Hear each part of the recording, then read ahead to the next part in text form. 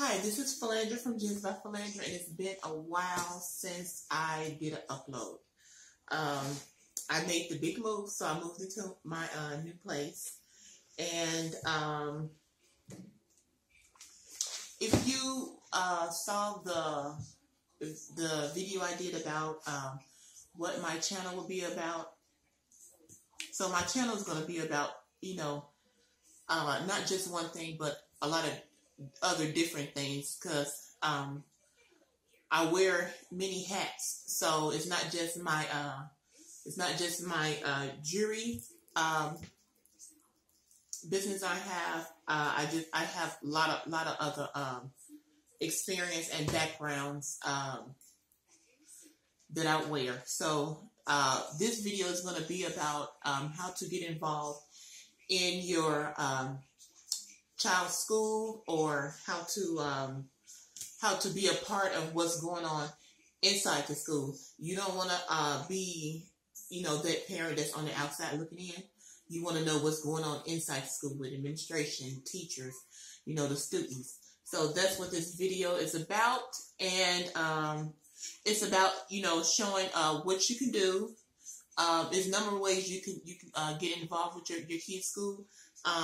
You can volunteer. You can become a member of the local school council, which is the LSC, and you can become a member of the PAC, which is the Parent Advisory Council. Now, if your child is in public school, even if your child is in public school in Chicago, or Pittsburgh, or Washington D.C., it don't matter. Every city state has a public school system. So, let's start. Now, the first thing you can do to get involved with your kids' school is if you have the time, if you can just spare a few hours out of the week, maybe twice a week, just volunteer. You're gonna go to the school. You're gonna tell them that you want to volunteer. Go to the main office. They're gonna give you a packet, because they're going to want to do a background check on you. It's been a lot of things going on in the public school system everywhere that they want background checks now. They don't want felonies, like people that have a background that you've been sexually molesting or of any sort, any kind with children, with kids. So they're gonna want to do a background check on you for that purpose only.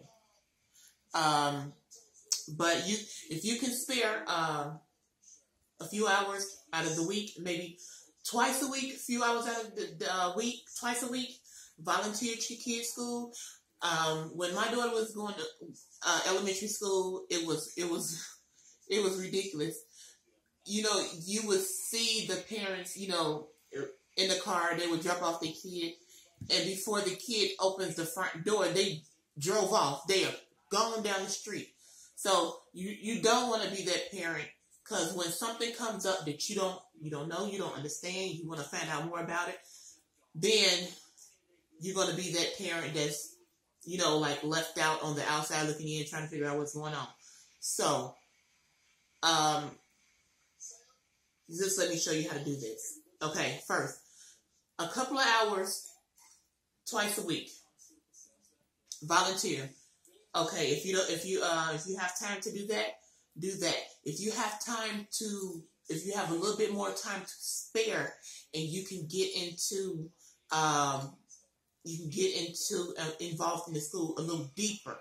Now, this is the LSC, which is the local school council, and the PAC, which is the Parent Advisory Council.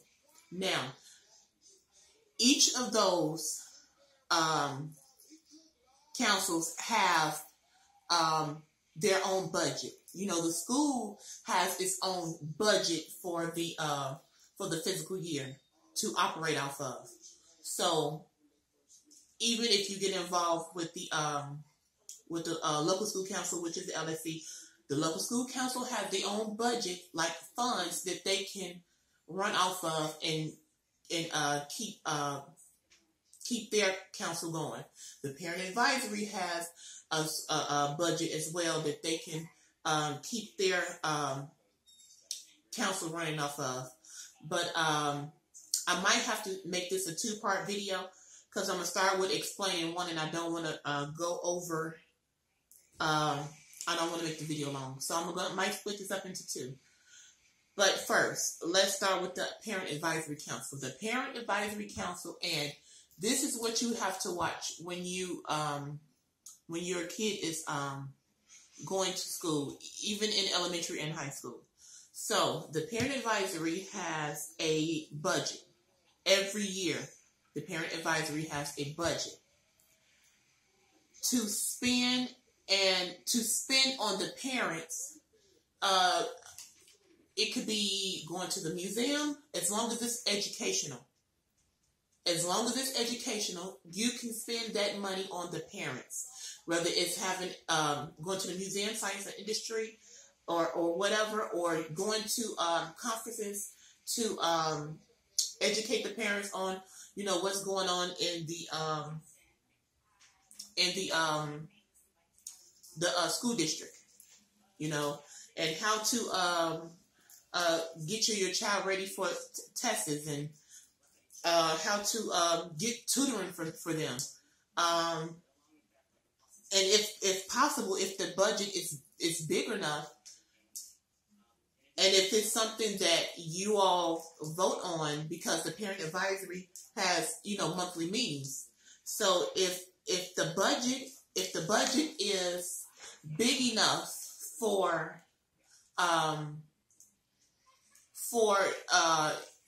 every student to have like tutoring, then it could be paid for out of the budget.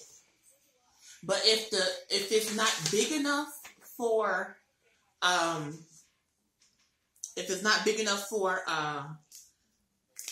the tutoring to be paid for out of the Parent Advisory budget, then that's something that you will have to take to the local school council, because the local school council is more involved with the principal and the whole administration.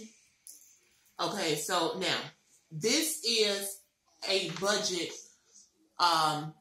for a school, and this budget, in each bucket there's a different amount.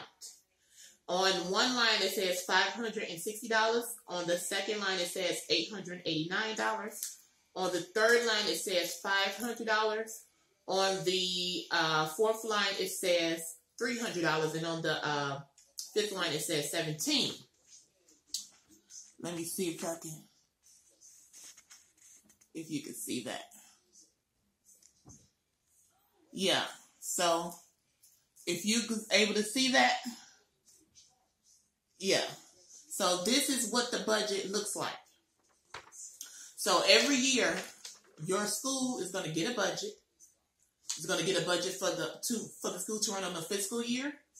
And that budget is for, you know, books, for the teachers to go, you know, shopping for their class, for supplies, and for the school to run on this fiscal year. The Parent Advisory Council also gets their own budget. The local school council gets their own budget every year.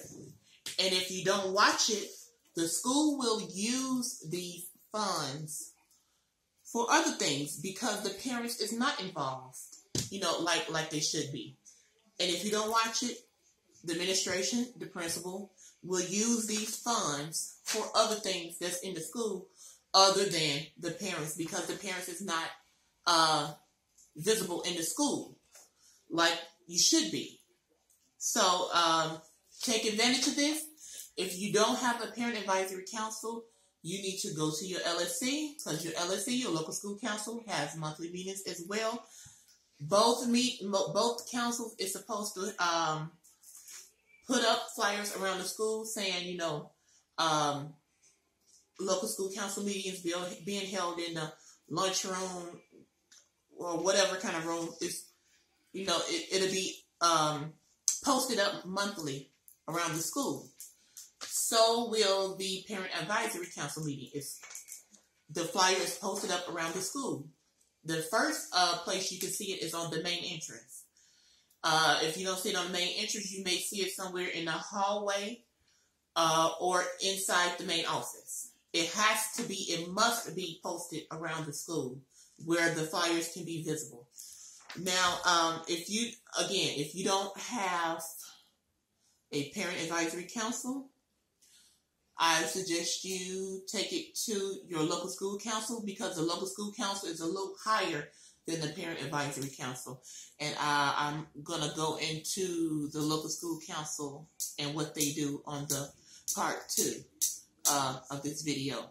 So now I'm going to show you a flyer of how it's supposed to look. Of how the Parent Advisory Council flyer look. And this is how it's supposed to be. This is how it's supposed to look, you know, when it's posted around the school. This is the flyer that's supposed to be posted around the school, or even sent home by the teachers. This is what's supposed to be, you know, posted around the school or sent home by the teachers with the students. Okay, and the funds that the parents have is called Title I Parent Advisory Funds. Those are the funds that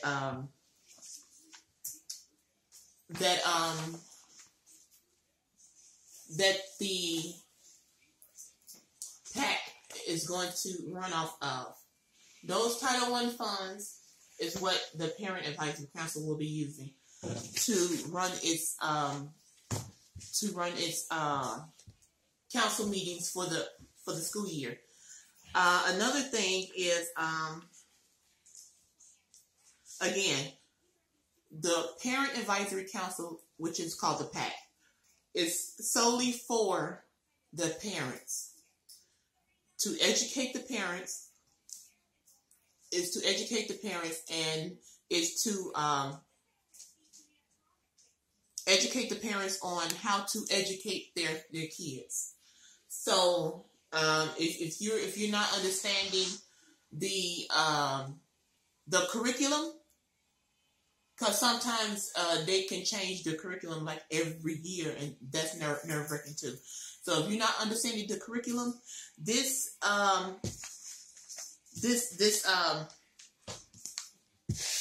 funds from Title I is to help you and help all the parents become educated on understanding the curriculum, to become educated on anything that's going on in your kids' school, anything concerning education.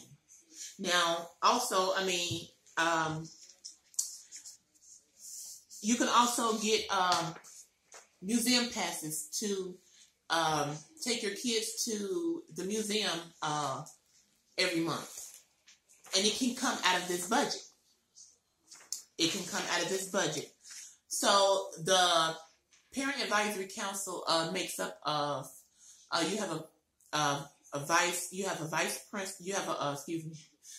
a chairperson, and you have a vice chair, and you have other members as well, and you also have a secretary. So, and the secretary has minutes regarding each meeting. So if you want to know what went on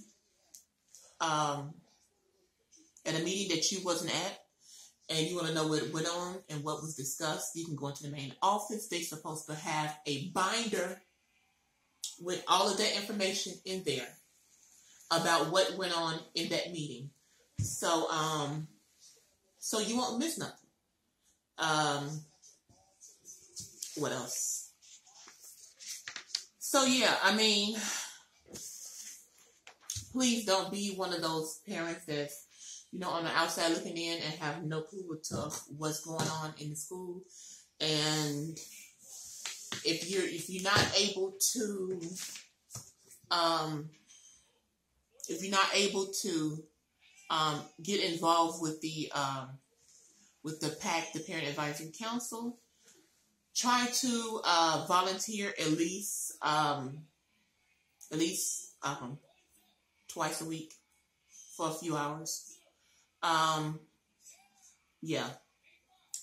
But I think that's going to conclude the PAC for the Parent Advisory Council. But I'm going to do a part 2 to this, and the part 2 would be for the local school council because they have a more bigger and intense job than the PAC. Both councils are important. Don't get me wrong, both councils are important. It's just that one has a bigger load than the other one. That's all. So please like, subscribe, share. If you have any questions, comments, put it down below. And I'll see you in part 2. Thanks. Bye.